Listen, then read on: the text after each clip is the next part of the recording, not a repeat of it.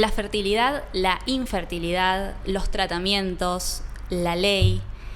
Sabemos un poquito más de lo que sabíamos antes sobre estos temas, seguramente muchos lo han escuchado, pero todavía falta un poquito más, todavía sigue instalado un tabú alrededor de todo esto.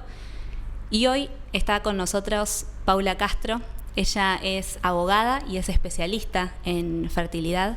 ¿Cómo estás, Pau? Hola, ¿cómo estás, Samantha? Muy bien, gracias por este espacio y por hablar de este tema que, como vos decís, sigue siendo aún bastante tabú. Tenés una hermosa comunidad en Instagram, es @el Club de las Soñadoras, no con ñ, sino con N-I. Bueno, donde hay ahí como una mezcla entre tu historia personal y ahora tu profesión como abogada, especialista en fertilidad. Y bueno, quería preguntarte cómo surgió este club, esta gran comunidad que tenés en las redes. Y nació justamente por nuestro recorrido, por nuestra experiencia. Nosotros arrancamos allá por fines de 2013. Veníamos con esta idea, con este sueño, con este proyecto de tener un hijo y no sucedía. Entonces, fines de 2013, ahí fue donde nos derivaron a un especialista, un centro de fertilidad. La ley se había sancionado hacía muy poquito tiempo, en junio, así que estaba todo ahí, ¿no? Muy nuevito. Entonces yo fui a mi prepaga a averiguar para ver cómo hacer para que me cubran este tratamiento que nos habían indicado y empezaron a decir cualquier cosa, desinformados totalmente de parte de mi prepaga y no cumpliendo con lo que la ley establecía. Así que bueno, ahí abrí un foro para hablar sobre la ley de fertilidad desde ese lado, ¿no? Contando, miren, hoy fui a averiguar, nosotros nos tenemos que hacer tal tratamiento. Arrancábamos en ese entonces con baja complejidad, que es donde uno arranca generalmente. Y bueno, empezó ese foro, yo escribí lo más básico de la ley, miren, tengan en cuenta esto por si alguien lo leía, y entré a la semana y tenía como 500 comentarios, preguntas. Claro. Y bueno, ahí arrancó un poco, ahí ya te digo, fines de 2013. Después abrí un grupo en Facebook, Instagram todavía, no existía o no estaba bajo mi órbita. Y bueno, después apareció la cuenta del Club de las Soñadoras y siempre mi marido y yo somos abogados, así que empezamos a representar a quienes nos elegían para que cumplan con la ley de fertilidad, las obras sociales y prepagas. Así que bueno, desde ese entonces, 2014, arrancamos a representar con el tema de fertilidad y bueno, ya va a ser 10 años que tenemos nuestro estudio y dejamos todo el resto para abocarnos específicamente a fertilidad, que es lo que más nos gusta y es lo que sentimos, ¿no? Y mientras tanto, paralelamente ibas compartiendo también tu historia. Claro, sí. Paralelamente nosotros, nuestro camino tardó 7 años, en llegar a ese positivo. En el medio hubo pausas, todo lo que implica este camino. A veces, bueno, eso, ¿no? La necesidad de parar, de replantearse las cosas. Es un camino que no es fácil.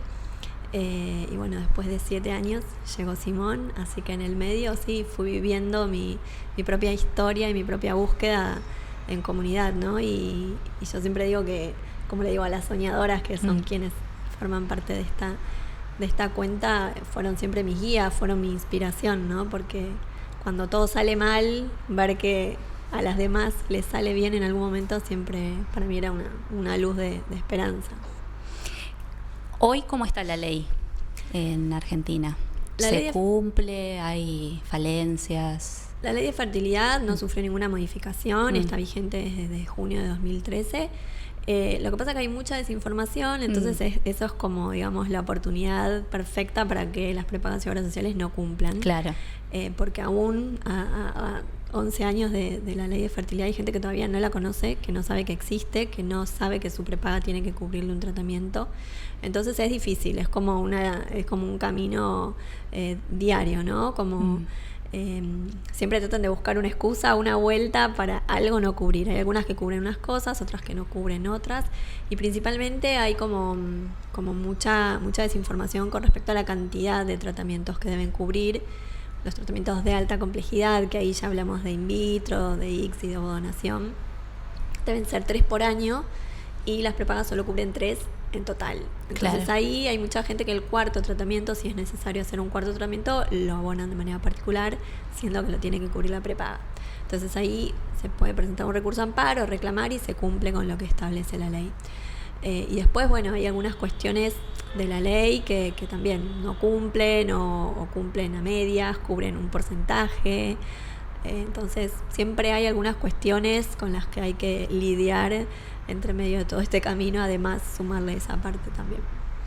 Sí, porque es enfrentarse a un tratamiento con todo lo que eso conlleva y además teniendo una ley que brinda los derechos y las posibilidades, son pequeñas trabas que dificultan aún más la situación.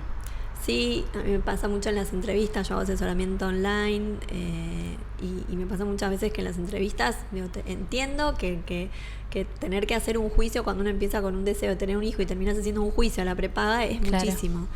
Porque uno arranca con algo muchísimo más, creyendo que va a ser algo mucho más simple y la verdad que a veces cada vez se va complejizando más. Así que entiendo desde mi lado también de paciente lo difícil que es sumar además toda esta parte burocrática, que por cierto cada vez está más complicada porque bueno, los recursos de las prepagas están cada vez más complicados de destinar, entonces es como que cada día está un poquito más complicado aún. Así que nada, trato de acompañar lo máximo posible desde esto, ¿no? Desde entender que también es difícil pelearse además contra la prepaga o la obra social. ¿Qué tiene que tener en cuenta una persona que quiere iniciar un tratamiento de fertilidad, teniendo en cuenta todas estas cosas de la ley, los derechos que le cubre, como para estar atento a lo que se tiene que enfrentar y a los pasos a seguir, digamos? Principalmente saber que la ley de fertilidad establece la cobertura al 100% a todos los agentes de salud, prepagas, obras sociales, mutuales. No es necesario tener un plan X o a partir de tal plan, siempre tiene que estar contemplada la cobertura. Lo más interesante de esta ley, en comparación de otras leyes, que hay otros países que tienen leyes, pero realmente esta es la más abarcativa, que no pone como requisito que haya algún diagnóstico de infertilidad. Entonces está contemplado los modelos de familia monoparentales, homoparentales. No hace falta que haya un diagnóstico de infertilidad. Por ejemplo, una mujer quiere ser mamá soltera y muchas veces no hay ninguna cuestión de salud que se le impide, sino simplemente la necesidad de recurrir a técnicas de fertilización asistida. Entonces eso es muy importante porque justamente incluye todos los modelos de familia y esto, ¿no? Al 100% siempre. Siempre tiene que haber alguna alternativa, en algún centro te tienen que cubrir el tratamiento. ¿Cómo ves el apoyo médico alrededor de estos momentos? Te lo pregunto tanto como profesional abogada con las consultas que recibís y también en tu experiencia. Falta mucho, quizás las escuelas más modernas de este tema vengan un poco más humanizadas. Por supuesto hay profesionales excelentes, empáticos, que acompañan y que comprenden la magnitud de esto, pero realmente hay mucha frialdad en este tema. Hay acotaciones en cuanto a la edad o al deseo, si uno quiere ser mamá soltera o por qué esperaron tanto. Sigue habiendo desde adentro de este mundo de la fertilidad a veces comentarios que no ayudan, o mismo esto, ¿no? Con el tema de las prepagas, a veces son mismos los centros los que desinforman o ponen trabas para que uno pueda reclamar un derecho que además es un derecho constitucional, ¿no? El derecho a la salud es un derecho constitucional y por debajo hay una ley y debemos hacerla cumplir, y a veces las trabas vienen directamente desde los centros. Entonces eso es muy difícil porque la paciente queda entre la prepaga, entre el centro y vulnerada en el medio, sin tener, digamos, las herramientas para poder reclamar.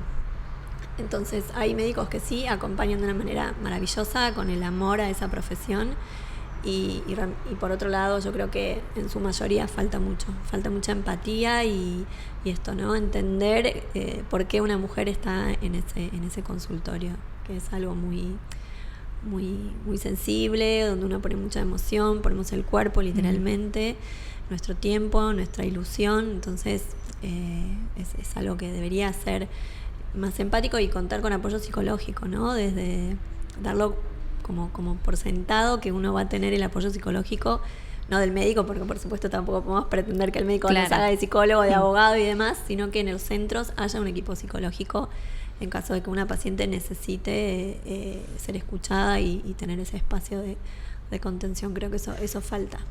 Claro, que el tratamiento esté abordado desde todos lados, no solamente desde lo médico, sino también desde la salud mental. Totalmente, de Que manera sea más integral, amplio. que sea algo integral, que todos los profesionales que forman parte del recorrido de la fertilidad tengamos acceso y que estemos informadas, ¿no? de qué se trata un tratamiento, porque a veces pasa, yo ahora estoy dando un taller y en una de las charlas hablamos sobre la medicación con una enfermera que es especialista, que a veces a nosotros nos pasó el primer tratamiento, llegamos a casa con la heladerita llena de medicación y ahora ¿qué hacemos? ¿Cómo Claro. se aplica esto? O sea, dos abogados tratando de... Sí, digo, no, sí. ninguno es personal de salud, ni tenemos experiencia, bueno, nada, YouTube, pero no es lo que corresponde. Y no, claro. Entonces, digo, esos detalles, ¿no? Falta como un poco de esto, de armar un equipo. Claro, una red de apoyo. Sí, porque muchas veces uno termina recurriendo a esto, a Google, una amiga que sabes que se hizo tratamiento, o esto en las redes. A mí a veces me preguntan por mensaje privado Claro. cuestiones médicas muy puntuales porque no ubican al médico, porque no tienen un contacto de urgencia. En las guardias a veces no tienen muy en claro todos los procesos de un tratamiento de fertilidad. Entonces, a veces uno ni siquiera yendo a una guardia te pueden responder. Claro, te pueden informar, claro. Entonces creo que falta esa red de contención. Falta trabajar sobre eso, me parece. ¿Y el entorno? ¿Qué pasa con el entorno? Vi un par de videos que compartiste de por ahí ciertos comentarios o cosas. Es una red de apoyo muy importante para las personas que están haciendo el tratamiento. Sí, yo creo que eso es muy particular. Hay personas que sienten el deseo de contarlo y no les sale, no encuentran del otro lado quizás el momento, la oportunidad o la contención necesaria para hacerlo. Hay personas que lo cuentan abiertamente. En Claro. nuestro caso, como casi paralelamente empezó este tema de las redes y de la comunidad. Digo, para nosotros fue algo que lo naturalizamos muy rápido. Y en esa época nosotros no conocíamos a nadie que hubiese hecho un tratamiento de fertilidad, o que por lo menos nosotros hubiésemos sabido Claro. que hicieron un tratamiento. Entonces estábamos un poco aislados de este tema. Sin embargo, nos fue bastante fácil, tuvimos suerte, digamos, nuestro entorno nunca hizo ese tipo de comentarios, pero sí en un encuentro donde vas con alguien que quizás no te conoce y en típica pregunta, bueno, ¿y ustedes para cuándo? Ay, ¿cuántos años hace que están juntos? O por ahí en un ámbito laboral, nosotros nos veían que viajábamos mucho, entonces alguna vez, ay, ustedes se la pasan viajando porque en vez de viajar no piensan en tener un hijo, o sea, Claro. como si fuese compatible, ¿no? Viajar y tener el deseo. Esos comentarios suceden y muchas veces pasa que a muchas personas les llegan de su entorno más íntimo y duelen muchísimo. Y creo que ahí nuevamente, ¿no? Contar con un apoyo, con un espacio, poder hacer terapia, poder hablarlo y poder elegir. No estamos obligados a contarlo si no tenemos ganas. Por otro lado, es muy aliviador, ¿no? Poder contarlo a alguien, elegir, ¿no? Un espacio de terapia, o una amiga, o alguien que uno sepa que pasó por ese tratamiento. Creo que es muy, muy saludable poder compartirlo con quien uno decida y en el momento que uno sienta, pero creo que es importante poder ponerlo en palabras. Todavía hay mucho tabú alrededor de la infertilidad, ¿o no? No es un tema es un tema difícil y no es un tema que se hable, que haya información. Sí, yo creo que sigue siendo tabú un poco como esto, ¿no? Como querer evitar esos comentarios. A veces cuando uno lo dice abiertamente, se expone a que alguien opine. Sí. Sigue pasando esto, sobre todo a las mujeres, ¿no? Nos pasa muy seguido. Sí, la presión social por ser madre, y quieras o no, puedas o no. O sea, es directamente dar algo por hecho sin saber lo que le está pasando a la persona. Totalmente. Claro. Primero eso, ¿no? El primer error es dar por sentado que uno solo por el hecho de ser mujer viene con ese deseo ya impuesto, que cada vez más las mujeres se lo están replanteando abiertamente, digo, ¿no? y dándose ese Ese lugar. permitiéndose ese derecho a elegir, Sí, algo obvio. tan relevante como si querés ser madre o no. Y después hay un montón de cuestiones. Puede haber alguien que esté transitando la pérdida de un embarazo, puede haber alguien que esté en lista de espera en un juzgado esperando que lo llamen para hacer ese primer encuentro, puede haber alguien que esté transitando un tratamiento, puede haber alguien que no pueda hacer un tratamiento, porque a veces también, por más que una tenga el deseo, quizás no se puede porque tu salud no acompaña, porque tu economía no acompaña, porque no estás en pareja y no te animas a enfrentar ese deseo sola. Digo, puede haber tantos factores que no se tratan simplemente del deseo. Entonces es una pregunta, sigue siendo una pregunta muy invasiva, y creo que a veces como una cuestión de defensa uno termina contestando, no, la verdad que no, ni lo pensé, o más adelante, y quizás venís de un negativo de hace 2 días. Claro. Y tenés que armarte como esa coraza. Pero creo que tiene que ver con eso, ¿no? Con que siga habiendo comentarios hirientes todavía. Pero yo, digamos, como contrapropuesta a eso de hacernos esa coraza, siempre digo, bueno, hablemoslo, porque de esa manera también la gente va a dejar de preguntar, porque ¿qué pasa cuando alguien te lo pregunta así como nada y vos le decís, sí, mira, acabo de hacer un tratamiento ayer y me dio negativo? Y esa persona queda como descolocada. Claro, sí, sí. Entonces, bueno, que la gente empiece también a entender que guarda con preguntar esto, porque tenés que estar preparado para una respuesta que quizás no estés dispuesto a recibir, o estés tengas las herramientas para contener a esa persona. Claro. Puede haber mucho detrás de esa pregunta. Sí, sí, que entender esto, que no pasa solamente por un deseo o no deseo, sino que hay mucho detrás, y que la responsabilidad a la hora de estos comentarios, que bueno, nosotros hablamos mucho acá en el podcast sobre temas tabú, sobre comentarios que cuestionamos. Bueno, estos son un tipo de comentarios que hay que frenar 2 minutos antes de hacerlo y cuestionarse si hay que hacerlo o no. Es eso, es como decís, ¿no? Pensar, yo tengo derecho a meterme, a abrir esta puerta a esta persona que quizás no tiene ganas de estar hablando por lo que sea, por el motivo que sea. Y a veces también es como cuando uno lo dice, preguntar, y bueno, pero ¿de quién tiene el problema? Digo, es algo muy común. Claro, sí, no. Cuando uno habla de estos temas, que la otra persona avance con esa pregunta que es tan incómoda y tan invasiva. Que digamos no debería existir el derecho a que una persona pregunte algo tan íntimo, ¿no? Puede ser que uno lo quiera contar y está perfecto, pero bueno, digo, es como que a veces, aún cuando uno responde, avanzan aún más sobre esa situación. Entonces creo que es eso lo que todavía no se toma conciencia de la sensibilidad que produce esa pregunta. Más aún en los hombres, ¿no? Digo, si a las mujeres nos pasa esto, claro, los hombres también comentarios muy machistas, muy descalificadores en cuanto a una cuestión, un diagnóstico. Digo, aún les cuesta más que a nosotros hablar de este tema. Ustedes me decías con tu marido que brindan asesorías para informar a la gente que quiera empezar estos tratamientos o tener más información. Ya como les dije, en el Club de las Soñadoras, ¿en qué momento te pueden ir a ver? ¿Qué pueden hacer? O sea, nosotros tenemos un estudio jurídico que nos especializamos en amparos de salud y más específicamente en fertilidad. Hoy por hoy las entrevistas son de manera online. Por supuesto, si alguien quiere venir de manera presencial, tenemos nuestro estudio por tribunales, pero la verdad es que hoy todo el mundo elige la opción online, y aparte también da la posibilidad a las chicas y a los chicos del interior a poder tener ese encuentro. Así que las asesorías son online, nos pueden consultar todas las dudas que tengan sobre qué corresponde, qué no corresponde, si me tienen que cubrir tal o cual cosa, y de acuerdo a eso también ver qué opciones de reclamo hay, si es a través de un amparo o puede haber alguna otra instancia de reclamo diferente según el caso. Y sobre todo esto, a veces a mí cada vez más estoy teniendo consultas y asesorías sobre chicas o chicos, parejas que recién arrancan y me dicen, mira, tenemos miedo a ver todas las trabas, decinos todo lo que nos pueden decir. Claro, todo el panorama. Claro, quiero estar preparada. Sí. También muchas chicas que son mamás solteras, ¿no? Que hay también mucho, no te van a cubrir porque estás sola, entonces, Pau, bueno, decime qué puede pasar.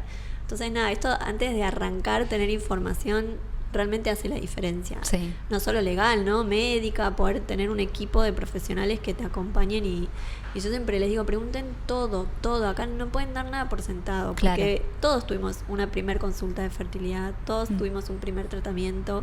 Entonces, para la que arranca es un mundo. Sí. Entonces, pregunten, infórmense, busquen profesionales de confianza, que sean especialistas en estos temas. Y si no les gusta, otro interconsulta, no quedarse en un lugar donde no se sienten cómodas porque es un deseo enorme y tiene que la persona que te esté atendiendo tiene que ser merecedora de tenerte como paciente. Yo siempre les digo eso, chicas, o sea, la persona que te tiene enfrente, vos le estás dando algo, estás confiando algo que es inmenso, lo mismo que a nosotros cuando nos eligen para representarnos, están eligiendo para defender algo que es inmenso. Entonces eso, ¿no? Que tomen conciencia de que son merecedoras de la información y el trato más impecable que pueda existir. Y si tuvieras que darle un consejo a alguien que está pensando en iniciar un tratamiento y está con ganas y bueno, ¿qué le podrías decir?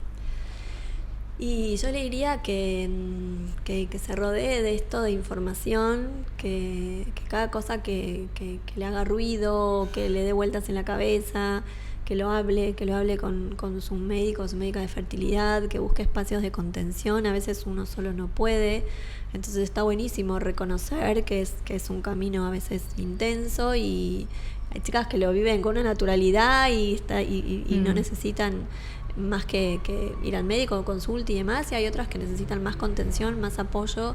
Entonces eso, que escuchen lo que necesitan, que prioricen su salud emocional, porque puede ser un camino súper rápido y puede ser un camino largo a veces. Entonces no perder de foco eso, ¿no? El bienestar, la salud.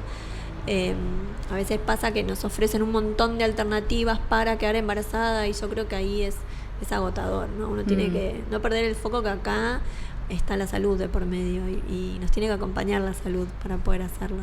Entonces eso, cuidarse mucho, valorar la salud que acompaña para poder intentarlo, eso es un montón ya. Entonces eso, valorar que estamos sanas, que lo podemos intentar, y sobre todo disfrutar de lo que sí tenemos mientras, porque a veces también, ¿no? Del proceso. Proceso, todo lo que sí tenemos. El otro, bueno, es muy difícil a veces saber, ¿no? Como la parte más difícil, no tener esa certeza de si no, si va a suceder, cuándo, cómo. Entonces, en el proceso tratar de ser consciente de lo que sí tenemos, de lo que sí podemos disfrutar, cuidar nuestra salud, priorizar nuestra salud y sobre todo nuestras emociones. Eso, buscar espacios de contención, valorar este proceso es muy importante. Uno pone mucho sus emociones, su cuerpo, su tiempo. Entonces, nada, eso, cuidarse y respetarse cada paso que uno va dando, sentirse segura, sentirse acompañada, y si hay que parar y respetarse lo que uno sienta. Pau, la verdad que fue un placer tenerte en este capítulo del podcast. Sabemos que queda mucho para hablar sobre fertilidad, pero bueno, hemos puesto un granito de arena para hablar un poquito más. Así que te agradecemos por participar. Muchas gracias por este espacio, de verdad. Muchas gracias.